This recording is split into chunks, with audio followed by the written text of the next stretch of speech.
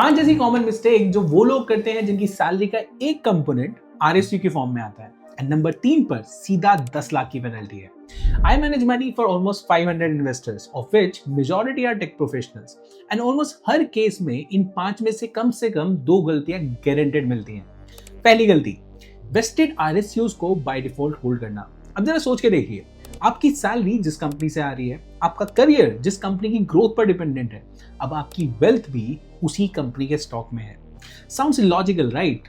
But still people do it. Not intentionally, but because it is the default option. And changing it takes effort. Number 2, people think कि मैं RSU अगर आज की date में cell करने जाऊंगा तो टैक्स लगेगा।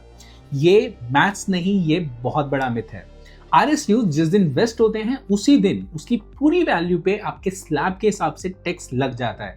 आप उसके बाद चाहे उसे बेचो या मत बेचो, जबकि वेस्टिंग के तुरंत बाद बेचने पे आपका टैक्स ऑलमोस्ट 0 होता है।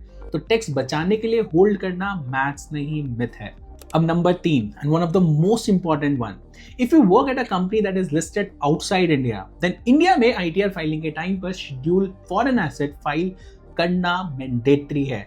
अगर आप इस शेड्यूल को फाइल नहीं करते तो ब्लैक मनी एक्ट के अंदर 10 लाख की पेनल्टी लगती है। चौथी, आरएसयूज को बेच तो दिया, बट लेकिन जो उसकी रिडम्पशन प्रोसीड्स आई हैं वो अभी भी इंटरनेशनल डीमैट अकाउंट में ही पड़ा है।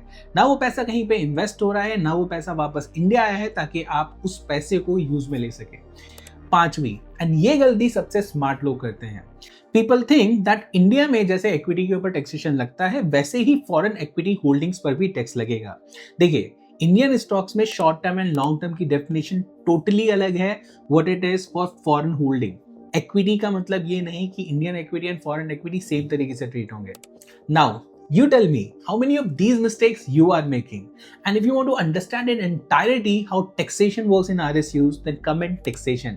I will share the detailed video जिसमें हमने ग्रांट से लेकर के सेल तक टैक्सेशन के सारे इवेंट्स RSUs के अंदर डिस्कस किए हैं।